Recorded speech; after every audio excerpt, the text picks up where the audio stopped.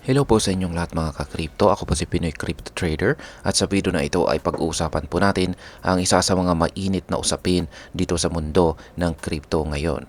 At ito po ang tungkol sa altcoin season. Ayan, paparating na nga ba ito?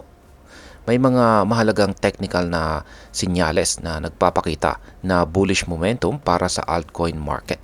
Pero ano nga ba ang ibig sabihin nito at paano po ito makakaapekto sa atin bilang mga Pinoy crypto trader at investor? At ayan po ang siyang ating aalamin sa video na ito. Pero bago po tayo magpatuloy ay nais ko lamang po munang bigyang linaw ang aking disclaimer kung saan ang nilalaman po ng video na ito ay hindi po ito isang financial advice. For education and information purposes lamang po ang layunin nito. Ayan, umpisahan po natin sa kung ano po ang Golden Cross at bakit po ito mahalaga. Ayan, kapag narinig mo ang term na ito sa crypto or stock trading, napakahalaga po nito dahil isa ito sa malakas na senyales ng bullish momentum. Sa madaling salita, nangyayari po ang Golden Cross kapag ang mas maikling moving average, sa kasong ito ay ang 100-week moving average, ay tumawid. Yan, or tumagos pataas sa mas mahabang moving average na 200-week moving average. Yan, ngayon ay bakit po mahalaga ito? Sa kasaysayan po ng crypto market, tuwing nagkakaroon po ng Golden Cross, kadalasan ay sinusundan ito ng matataas na paggalaw ng presyo o rallies. Isipin mo ito na parang green light na nagbibigay po ng kumpiyansa o pagtitiwala sa mga investor na bumili at mag-invest pa ng mas malaki sa altcoins. Ngayon ay paano po naging positibo ang mga nakaraang Golden Cross sa altcoin market? Ayon po sa mga eksperto gaya ni Titans, ang huling Golden Cross ay nagbigay daan sa isang major altcoin. Ibig sabihin, maraming altcoin ang nagkaroon ng malaking pagtaas sa presyo. Sa kasalukuyan, may mga sinyalis na maaaring maulit ang ganitong senaryo. Kung susuriin po natin ang charts noong taong 2024 at saka 2025, makikita po natin ang mga consolidation phases. Ito ang mga panahon kung saan stable at nag-iipon ng lakas ang presyo ng altcoins bago magkaroon ng breakout o bigla ang pagtaas ng presyo. Kung pagbabasehan ang nakaraan, ang mga ganitong setup ay kadalasang nauuwi sa altcoin season. Ngayon ay ano po ang alt season at bakit ito pinakahihintay ng mga trader?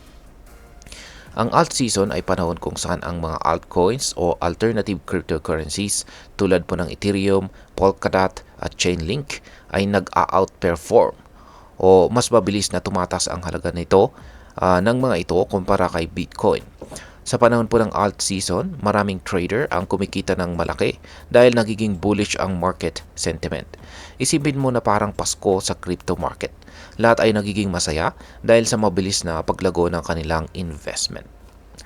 Ngayon ay ano po ang mga posibleng balakid sa alt season na ito? Kahit na may mga posibleng sinyales, hindi lahat ng analyst ay kumbinsido na magkakaroon ng isang traditional alt season.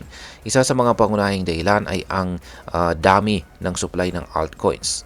Ayon po kay Ginong Ali Martinez, mahigit 36 million na altcoins na ngayon ang available sa market. Ang ganitong kalaking bilang ng supply ay maaaring magdulot ng dilution o paghina ng demand para sa iilang altcoins. Sa madaling salita, dahil napakarami ng pagpipilian, maaaring hindi ganun kabilis ang pagtaas ng presyo ng mga altcoins kumpara sa nakaraang mga taong. Yan, mga nakaraang taon. Ngayon ay may pag-asa pa ba ang long-term market outlook? Yan, bagamat may mga skeptics, positibo pa rin ang long-term outlook ng altcoin. Kung susuriin po ang trend line sa charts, makikita po ang isang upward trajectory na nagpapakita ng unti-unting paglakas ng market. Dagdag pa rito, nalalapit na ang Golden Cross. Ang nalalapit na Golden Cross ay nagbibigay po ng matibay na ebidensya ng posibleng bullish momentum. May mga promising altcoins din na pinaniniwala ang magiging leader sa posibleng 2025 alt season. Yan, ngayong taong po yan. Ilan sa mga ito ay ang Chainlink or Link, ang Minotaurus or Mtor, ang Polkadot or DOT, Aptos or APT, at ang Render Network, RNDR.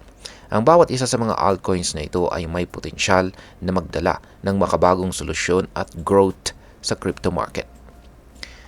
At ayan, ano naman ang maaring maging epekto nito para sa atin bilang mga Pinoy crypto enthusiast? Ayan. Una, kung tama po ang mga bullish projections na ito, maaring maging magandang pagkakataon nito para sa mga naghahanap ng long-term investments sa altcoin market. Subalit dapat tandaan na may kaakibat na risk ang pagpasok sa ganitong mga panahon ng market volatility.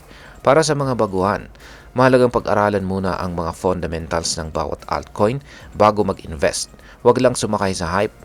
Para naman sa mga season traders, maaring i-maximize po ang mga technical patterns tulad po ng golden cross upang makagawa ng mas informed na decision. At bilang panghuli ay ano naman ang aking masasabi tungkol dito? Sa aking pananaw, habang positibo po ang mga senyales, kailangan pa rin nating maging maingat. Ang crypto market ay likas na pabago-bago at kahit gaano pa kaganda ang mga technical na signal, walang garantiya sa kita.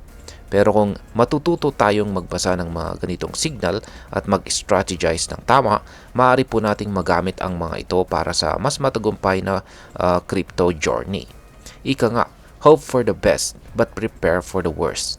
Kaya naman patuloy lang sa pag-aaral at huwag kalimutang mag-invest ng naaayon sa iyong risk tolerance. At ayan, hanggang dito na lamang po tayo sa video na ito mga ka-crypto. Sana po ay inyong nagustuhan ang aking paliwanag sa video na ito. Kung inyo po itong nagustuhan, pakiclick lamang po ang like button nito. Marami pong salamat sa panonood. Ingat po tayo lagi at God bless po sa ating lahat.